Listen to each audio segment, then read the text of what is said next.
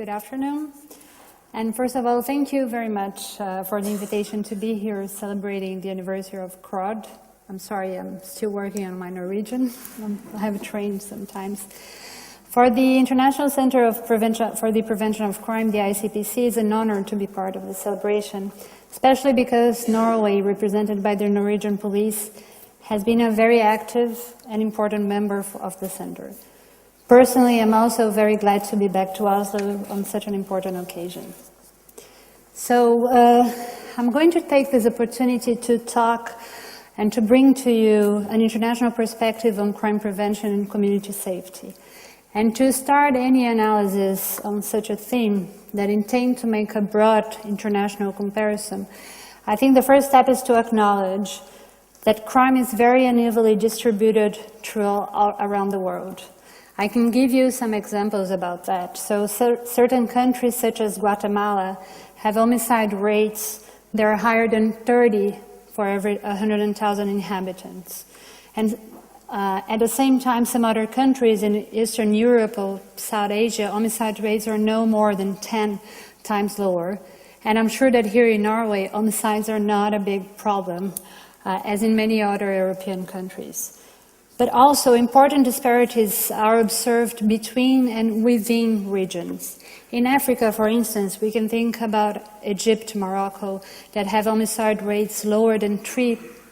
And when compared to South Africa, we can see a very big difference. Also, within the same country, we can see a lot of discrepancies. They can be significant. For example, in Colombia, the city of Tunja has 7 homicides as a rate, compared to 128 in the city of San José del Guaviare. Finally, within the same city even, we can have differences between homicide rates. The city in Rio de Janeiro, in Brazil, the country where I come from, you have neighborhoods that have homicide rates that start on 2, and neighborhoods that have homicide rates that go up to 28. So this, I think, would be the first issue for us to recognize, is how unevenly crime is distributed around the world, around regions, within and also within cities. Crime, and therefore safety, is a crucial element for us to think about inequalities and disparities. Also, the second topic that we should acknowledge as well is how our problems are therefore different for different parts of the world. So, for instance, I could tell you that for countries in the south, gun trafficking and the illegal gun market is today a very crucial and important subject. In the city of São Paulo in Brazil, the city where I was born and raised, more than 80% of the homicides are committed with firearms. This is not such a problem for European countries. On the other hand, immigration appears to be a very important issue nowadays to the countries of the north, being not so important for countries of the south. Why I'm starting by addressing all these differences? I think that, of course, they show us that different contexts bring different challenges, but at the same time, I think it's by understanding the global dimension is the better way for us to understand also our local problems.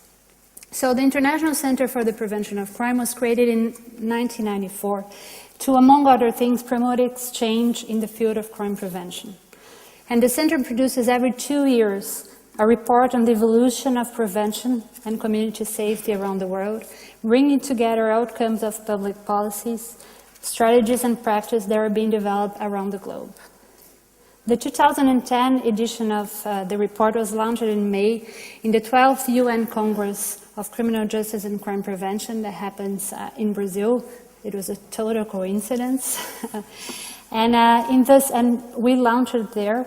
And in this edition, ICPC chose to examine 3 issues in particular that pose, first of all, growing problems for the safety of communities in general, but at the same time, questions that we observe some changes in public policies in terms of greater willingness to take into account the needs of individuals and groups, and not to restrict policy to the application of criminal law and the criminal justice system, but also to develop prevention policies. So the first one is that the relationship between migration and safety includes victimization, marginalization, and also discrimination against many migrants. Both nationally and international migrants are particularly in the context of clandestine migration or displaced person. Beyond the what I'm trying to say is that beyond the criminalization of irregular migration, a number of initiatives are trying to build awareness among vulnerable population about the risks involved to promote development in the countries of origin, to reduce racism, and promote the integration of migrants in their host regions. So we're not talking about reaction only to the phenomena of migration, but we're talking also how to prevent and how to create other kind of response to the phenomena. The second issue that the report addresses is that countering organized crime has long been dominated by tough approaches against transnational trafficking, as well as the reinforcement of international cooperation. Here again, some initiatives now aim to evaluate the impact of organized crime on local communities, because of course we're talking about a transnational global phenomena, but the impact is felt on local communities. So if we're talking about transnational and legal market of firearms, is in a vulnerable community of Colombia, of Brazil, that this firearm is going to end and it's going to kill people. So we have to address this from an international perspective, but also reflect on the impact on the local communities. So, considering that crime, to think about the impact on organized crime in local communities, to strengthen mobilization and resilience of communities in order to prevent the supply of arms or drugs into neighborhoods, the recruitment of young people into criminal networks, or corruption. For instance, we're learning that the prevention of human trafficking also requires building awareness among vulnerable groups to the potential dangerous. Finally, the third aspect that I want to talk to you about that appears in the report is some evolution in strategies concerning drug and alcohol abuse that also can be observed. Purely repressive approaches are being questioned, notably the criminalization of addicted people, and therefore we can see measures for reducing drug-related risks, for the non-criminal treatment of consumption, as well as different initiatives for managing the consequences of alcohol consumption in public spaces that are more widely used currently. But this was just to give you a taste of the report and encourage you to read it. I brought some copies. It's also available on ICPC website. But I would like to go back to talk about crime prevention in a more broad way, especially because the report brings two key findings from this international comparative research. The first one is very positive, and is that crime prevention policies are no longer limited to reduce rates of crime, but also aim to improve the quality of community life and our ability to live together. In other words, crime prevention policies are not there to combat crime only or to face crime or to prevent crime, but they are to foster and to create a better environment, a better society, a better place for us to live, which is a completely shift in the conception of what is the role of crime prevention and what we're talking about when we're talking about preventing crime. The other key finding of the report is that although there has been a considerable progress in the development of prevention policies, they are still marginalized within the broader scope of public safety policies. And although this is not such a positive one, I think it gives a good hint on how can we work and what should you do to change that. So I want to talk about these two aspects, its implications, consequences, and what they mean to the different regions of the world. So as I was telling you, the first one, that it's public policies in prevention go beyond reducing crime, but also aim to improve the quality of community life.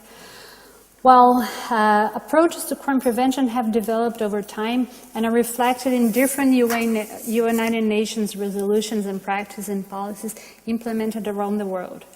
The emphasis is not only on how crime can be reduced, but also on how this can be used to maintain and reinforce social cohesion of communities themselves, to collectively act and to improve their quality of life. The question here is how and when do we want to interfere? Do we want to react to crime, or do we want to foster a culture of prevention? Second, the most recent UN guidelines, the United Nations Guidelines for the Prevention of Crime of 2002, outline 4 types of approach to crime prevention. So the first one is crime prevention through social development. The second one is locally based crime prevention, or community, what we call community prevention. The third one is situational crime prevention, and the third one is reduction of recidivism. These approaches and their implementation, both at the policy level and on the ground, have progressively integrated the notion of community safety, or safety of the communities, in the sense of living spaces, neighborhoods, and schools, or as they say in French, sécurité quotidienne, or in Spanish, seguridad ciudadana. This is how the countries and the different national cultures are embracing this new perspective of crime prevention. The conceptual framework that feeds this conception is a shared culture of prevention, has been strengthened over the years, and can be seen through some of the following developments. International organizations such as the United Nations Office Against Drugs and Crimes, the UNODC, has supported the production of a number of tools intended to facilitate the implementation of international standards. One of the main themes of the 12th United Nations Congress on Crime Prevention and Criminal Justice System is ensuring the international standards are implemented more effectively. ICPC has drafted 2 guides for the UNODC. The Crime Prevention Assessment 2 and the Handbook on the UN Crime Prevention Guidelines, making the work, that it's currently available at the UNODC website. It's about to be launched.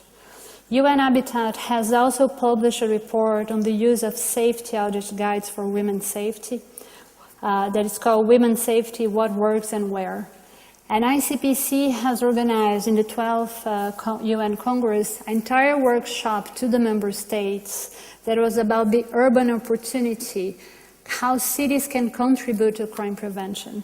And we are about now to organize the proceedings of the workshop that should be launched next year.